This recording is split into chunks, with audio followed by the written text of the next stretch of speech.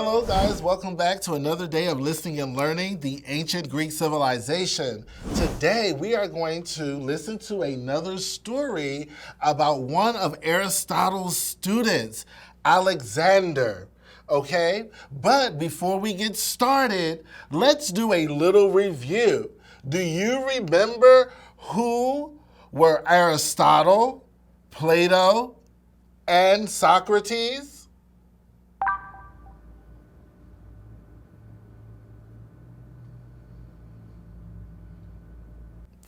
Well, these were Greek philosophers, all right? So how are these philosophers connected?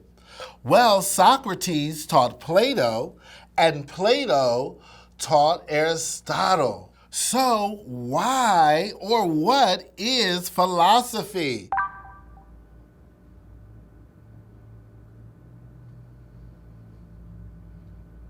Philosophy is one thinking, asking questions, always wanting to know more about the world and their own environment, all right? So we're going to learn today about one of Aristotle's students. His name is Alexander. So why do you think Alexander was called Alexander the Great? What do you think made Alexander the Great different from other men of his time? So these are our predictions. You make them on your own, and at the end, we're going to see if your predictions are correct.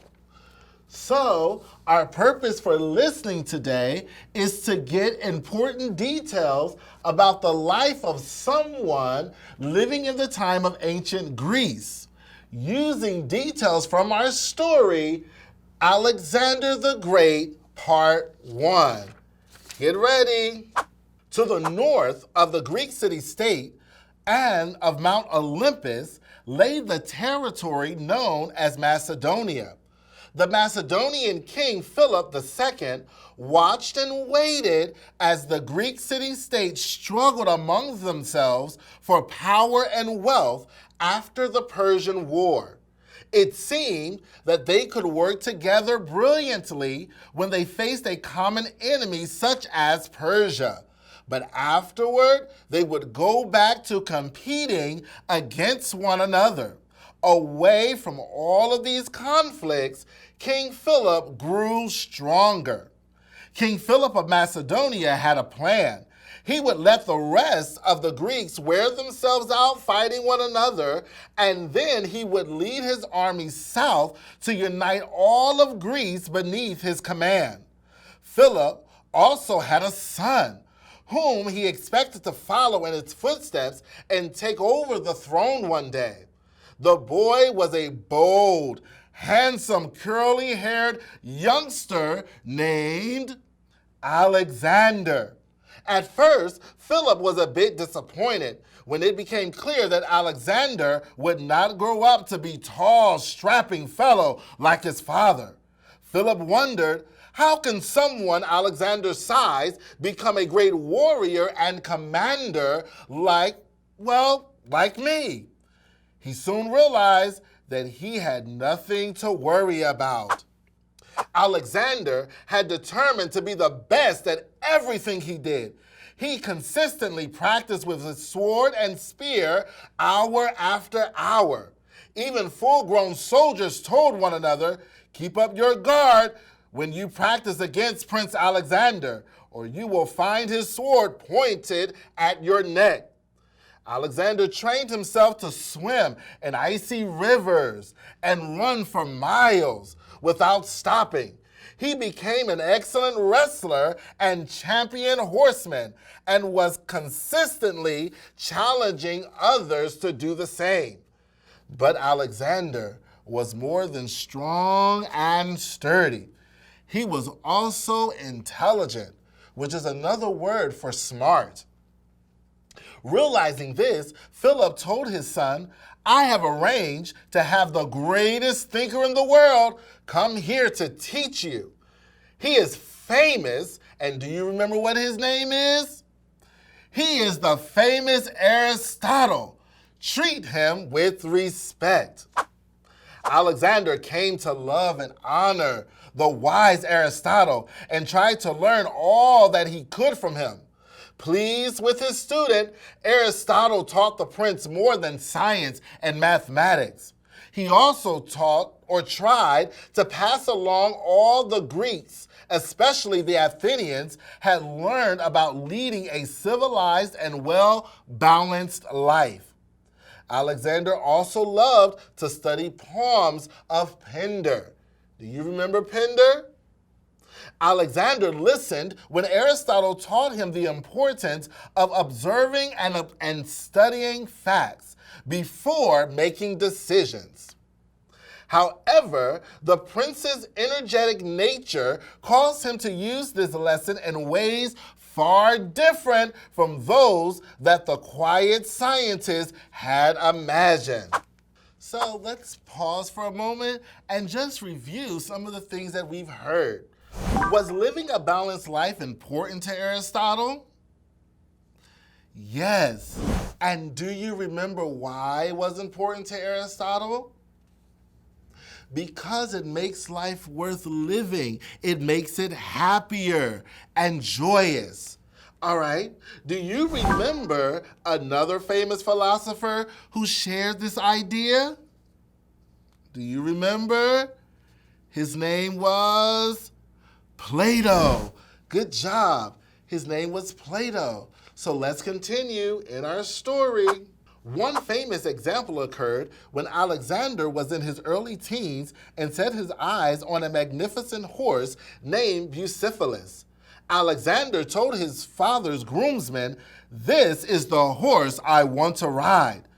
The head groomsman bowed, "I'm sorry, Your Highness, I can't let you for your own safety. No one can ride Bucephalus. One of our greatest horsemen tried yesterday, and even he broke his leg." Alexander realized that he would have to use his mind as well as his muscles to tame the horse. "I must think this through," he told himself. He watched as one rider after another led the huge horse out of the wooden fence and tried to mount the saddle. Alexander noticed something no one else had seen. The prince realized why the big fellow was frightened each time he sees his own shadow moving before him on the ground. He becomes so nervous that he threw off anyone who tries to ride him. Alexander took some sugar out to the horse. "Here, boy, eat this," he said, and he turned Bucephalus around in another direction so that he was facing the sun and could not see his own shadow. Then Alexander easily climbed into the saddle. Everyone was amazed.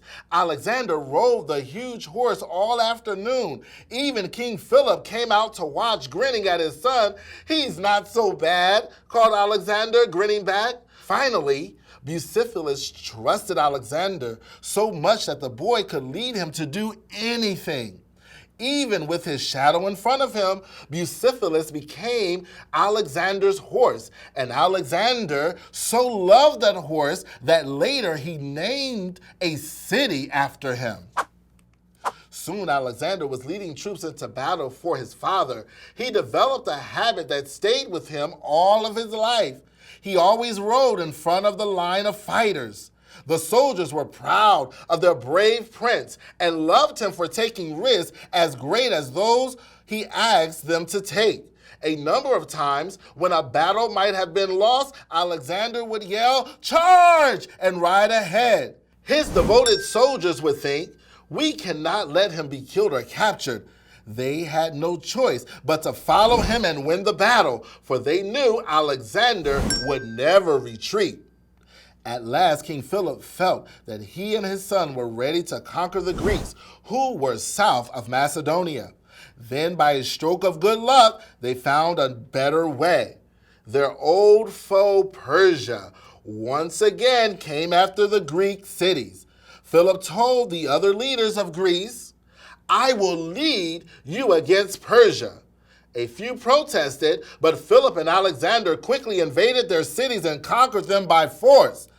People in the other city-states, weakened by war, were afraid to go up against the powerful Macedonian army. And then King Philip passed away. At the age of 20, Alexander became king of Macedonia. Although young in years, Alexander led his army through Greece, fighting and conquering when he needed to, and accepting surrender when he could. He generously gave gifts to the peoples and cities that welcomed him, while giving no mercy to those who opposed him. At last, all of Greece hailed Alexander as their king. But Greece was not enough for the ambitious king. He put one of his trusted advisors in charge of Greece and announced, "It is time to end the Persian threat once and for all, and call Persia my own." With that, Alexander set out on the greatest adventure. Whew. Good job, boys and girls, for listening. Now, let's see, were your predictions correct about Alexander the Great? Let's see. Alexander was not a large man like his father, but he still became a successful fighter. How did he do this?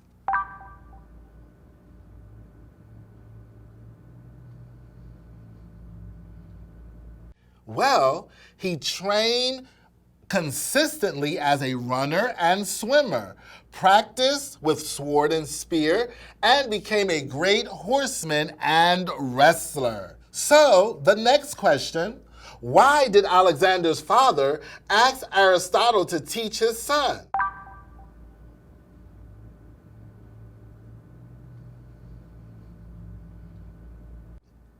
Because he believed Aristotle was a what? Great philosopher. Good job. Last question.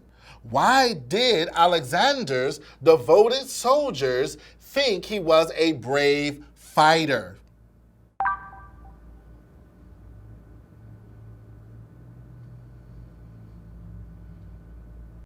Remember, what would Alexander do if they were losing the battle? He would yell, "Charge!" And he would always be in front of his army and take risk, and even risk his own life. And they loved that about Alexander, because he never, ever wanted to retreat or give up a fight. All right, so now we're going to make an emoji face. You're going to use all the muscles in your face, the million muscles, and we're going to make emoji faces. So emoji faces are basically, they call them emojis because they are emotions. How do you feel today? Let me see that face. Make a face. What are your emotions? How do you feel? I feel excited. That's my excited face. Now, if something bad happens, what is your sad emoji face? Do you poke your lip out when you're sad? And it's raining outside and you can't play on the playground? That's my sad emoji face. Well, what is my emoji face when everybody gets back to school? It's gonna be similar to my excited face, but it's gonna be wonderful. That's my excited face, welcoming everyone back to school. Now that we did our emoji face, let's go into our words. So our word for today is tame. Can you say that word with me? Tame. In our story, Alexander realized he would have to use his mind and muscles to tame the horse. Well, what does tame mean? Tame means to make gentle or obedient. Example, some animals are impossible to tame and should remain in nature. You know, like Those tigers should remain in nature. So, it's your turn. Have you ever seen someone tame an animal or ever tried to tame an animal yourself? So, I saw someone tame a bear once at the zoo. Or I tried to tame my two Great Danes, the great big dogs. I tried to tame them once and it didn't work, all right?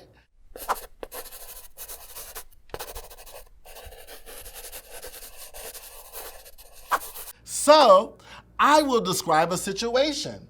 And if what I describe is an example of something you could tame, say, I can tame it.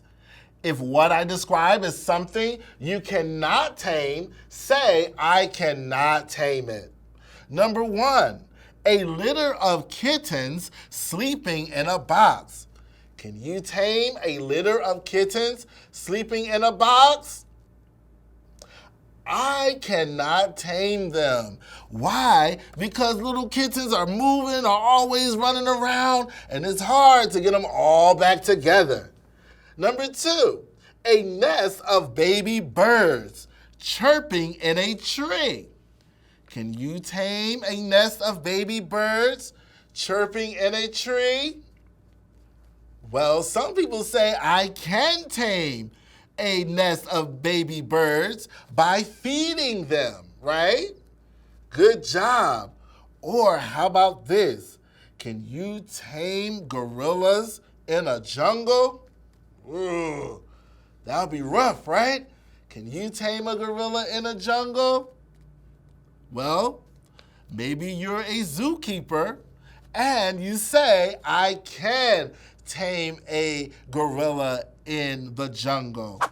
You did a great job today. Until next time, remember to think, so you can become a philosopher. Bye.